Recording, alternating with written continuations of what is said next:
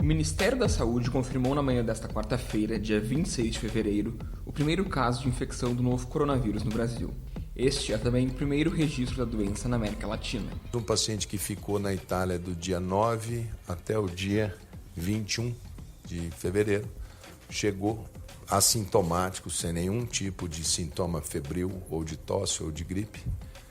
Ele permaneceu sexta, sábado, no domingo fez uma reunião familiar de retorno da viagem e na segunda-feira procurou uma unidade de saúde e, em função do nexo com a Itália, lá o pronto atendimento que foi dado e o padrão de excelência que foi dado no atendimento do Hospital Albert Einstein foi digno de nota, porque coletou o material e o Einstein ele adotou o mesmo padrão de excelência nas PCRs do Ministério da Saúde. Com isso, quando ele confirma positivo, ali daquele momento a gente faz a contraprova por segurança e controle. Mas dali daquele momento nós já disparamos as medidas, assumindo o caso já como um caso na prática de atenção à saúde, já como uma prática de cuidado intensivo. Eu sou Eric Halp e este é o Direto ao Ponto, o podcast diário de notícias do Correio do Povo.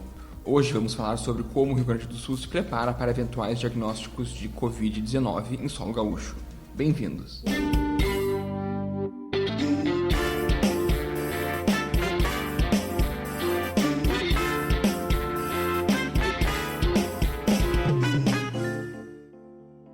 O ministro titular da pasta da Saúde, Luiz Henrique Mandetta, informou que as medidas adotadas de vigilância e controle devem continuar as mesmas do Brasil, uma vez que o país já havia decretado estado de emergência em saúde pública de interesse nacional. No hemisfério sul, nessa semana, terça-feira, foi Argélia, né? E o Brasil agora confirmando. Então, no hemisfério sul, agora que nós vamos ver como que esse vírus vai se comportar numa situação de um país tropical, em pleno verão, como que vai ser o padrão de comportamento.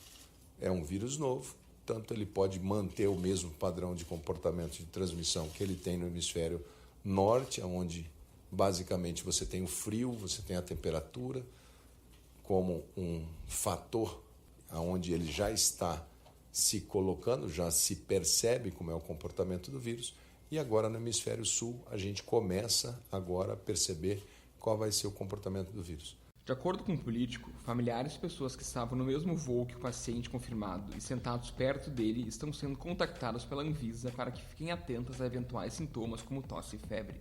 Caso apresentem esse quadro, mesmo que elas não tenham vindo de países que estão sob alerta, devem se comunicar com as autoridades de saúde. São consideradas de interesse os 16 passageiros que estavam nas duas fileiras da frente, ao lado ou atrás do passageiro. Começa-se todo um trabalho de localização de quais são os contatos que a gente coloca próximo, contatos eventuais. Os próximos são a esposa, pessoas que estão em contato prolongado e íntimo. E os contatos eventuais são pessoas que ficaram alguns instantes, alguns momentos com esse paciente. Nós estamos com 20 casos suspeitos no Brasil, sendo um na Paraíba, um em Pernambuco, um no Espírito Santo, 2 em Minas Gerais, 2 no Rio de Janeiro, 11 em São Paulo e 2 em Santa Catarina. 20 casos no total. E temos 59 casos descartados, ou seja, foram investigados e identificados outros vírus respiratórios. O diagnóstico dos casos suspeitos, nós temos uma média de 2 dias, ou seja, os laboratórios centrais estão fazendo um trabalho muito intenso para oportunizar o diagnóstico e o descarte, até então, nós temos conseguido uma média de 3 dias. Mas sempre temos colocado que o processo pode durar até 7 dias, porque tem o trânsito, tem a contraprova e às vezes as amostras não são de boa qualidade. Todos esses casos, eles estão dentro do padrão dos vírus respiratórios que circulam normalmente, tanto no hemisfério norte quanto no hemisfério sul, pegando aqui influenza A e influenza B como os mais incidentes. Apesar de não haver nenhum caso no Rio Grande do Sul, a Secretaria Estadual da Saúde mantém-se atenta. Eu conversei com Marcelo Valandro, coordenador do Centro de Operações de Emergência da Secretaria, que nos explicou como o Estado está se preparando para eventuais diagnósticos por aqui. Foi confirmado, então, esse primeiro caso de coronavírus no Brasil, e eu quero saber como é que está o Rio Grande do Sul em relação a isso. Como é que está a preparação do Estado para algum eventual caso por aqui? Bom, na verdade, a gente, aqui no Estado do Rio Grande do Sul, desde o final do ano passado, já vem acompanhando essa situação dessa doença que começou lá na China. Desde então, a gente vem trabalhando aqui no monitoramento dessa doença e desse agente novo, e à medida que isso vem acontecendo, o aumento do número de casos, a questão da emergência declarada pela Organização Mundial de Saúde, pelo próprio Ministério, a gente vem se preparando aqui, né?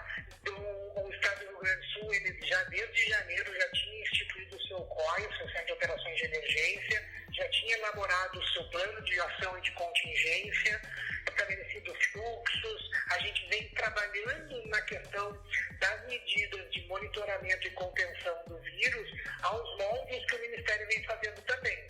O fato de ter confirmado um caso agora já era previsto pelos nossos protocolos também, né? Porque, na verdade, a gente vem sensibilizando a nossa rede de atenção e de vigilância para a captação desses casos. A captação do caso desse mostra a sensibilização da nossa rede de atenção, né? Então, agora, a gente tendo um caso confirmado no Brasil, nos preocupa pela questão da possibilidade de transmissão dentro do país, né? Mas o Estado já vem, então, desde o início se preparando, elaborou seus planos, já fez capacitação com as nossas regionais, com municípios, né? De forma que a gente tem uma rede de saúde e vigilância bem atenta para captar esses casos de acordo com a definição de caso suspeito. Claro. E o que muda com essa confirmação? O plano ele continua o mesmo? Ele sofre alguma adaptação?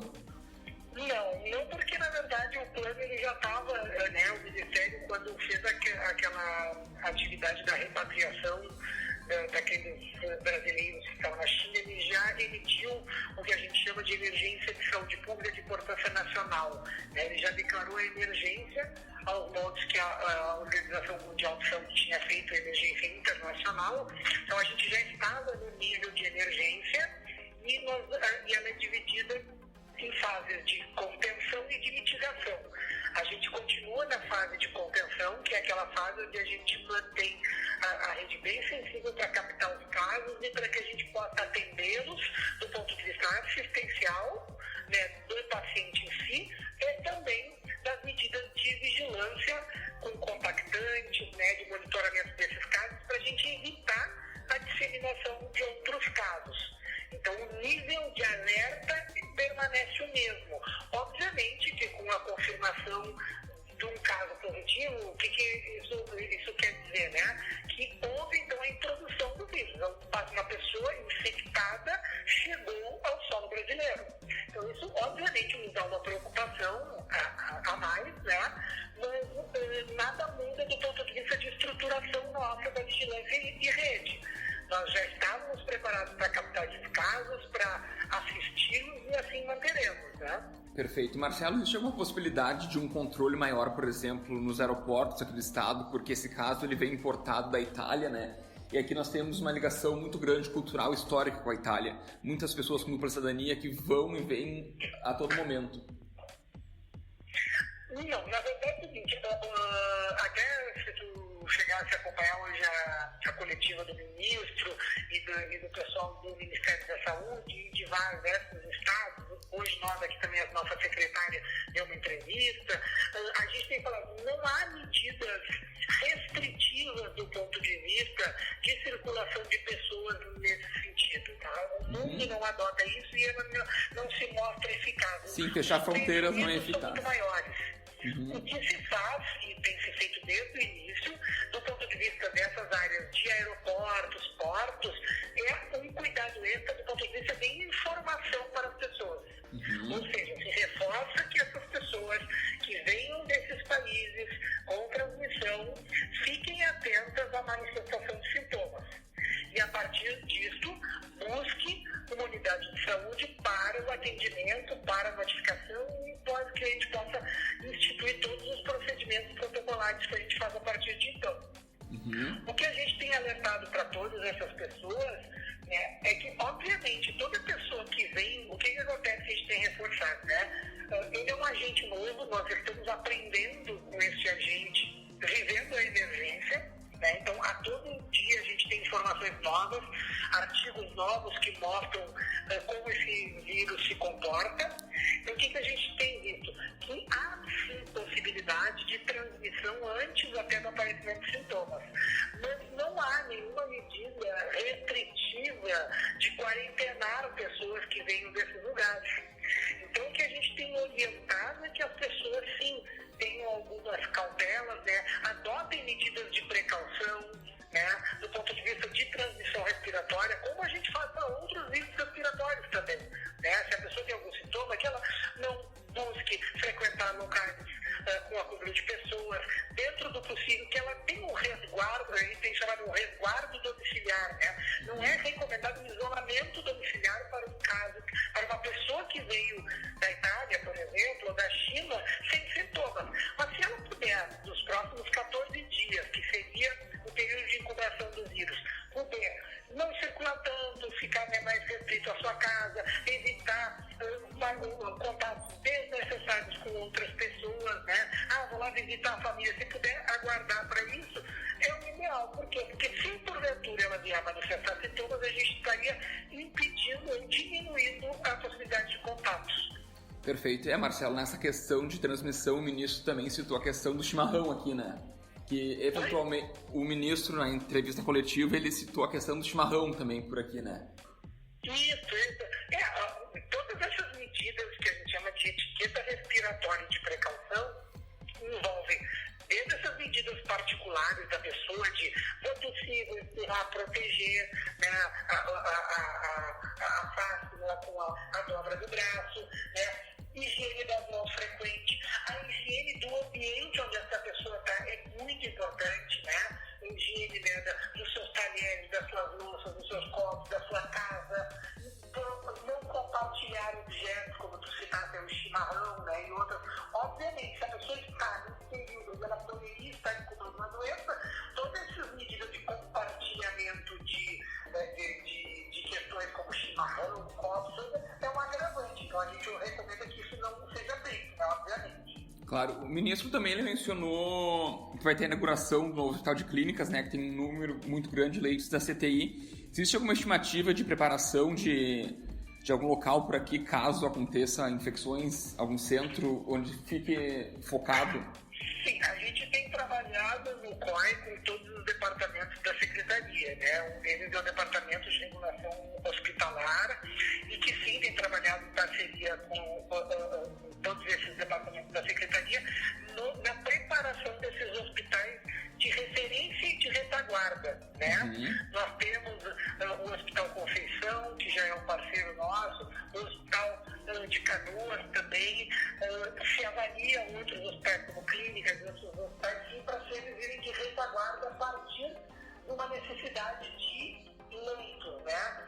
O importante é que a gente tem acompanhado de que a maioria dos casos dessa doença tem sido de quadros leves, onde o próprio caso confirmado em São Paulo está em isolamento domiciliar, porque a pessoa não tem nenhum quadro grave da doença, né? Então, a gente sim tem que preparar o sistema de saúde para dar conta de um possível aumento de casos e de agravamento, mas isso está sendo feito à medida que a gente vai acompanhando a doença, né? E, obviamente, proporcional ao risco que a gente tem avaliado com ela. Marcelo, para a gente finalizar, o ministro Mandetta também mencionou que preocupa um pouco a situação de que a China passou a ser um supplier, né, um fornecedor de material de saúde em relação a isso. Preocupa uma possível queda de fornecimento de insumos aqui para o Rio Grande do Sul? Ou a gente está bem amparado em questões de máscaras e outros equipamentos? Isso desde o início a gente tem pedido que todos os departamentos, né, avaliem essas questões. fizemos? A gente, no nosso plano estadual, a gente inclusive recomendou que os municípios e as nossas regionais, nos seus planos municipais e regionais, fizessem uma avaliação de insumos e estoques estratégicos do ponto de vista de máscaras, do ponto de vista de produtos de higiene e tudo mais. O Estado também assim o fez, e acho que neste momento ainda é meio precoce de a gente avaliar nesse sentido, né, se isso terá impacto. Obviamente, sim, a China é um dos principais fornecedores de uma série desses insumos. Isso, de certa forma, vai haver algum tipo de impacto em nível mundial, não só Brasil, né? Mas o Ministério também tem feito alguns levantamentos de compras, de estoques, de licitações, e todos estão fazendo, né, esse trabalho para um dos pontos de preocupação, sim. Mas, neste momento, ainda não se mostra uma situação ainda crítica, né? O Direto ao Ponto de hoje fica por aqui. Acompanhe no site do Correio do Povo as notícias sobre o coronavírus e o que mais acontece no Rio Grande do Sul, no Brasil e no mundo. O episódio de hoje teve na técnica Marília Guilhermano. Eu sou Eric Halpe e até a próxima.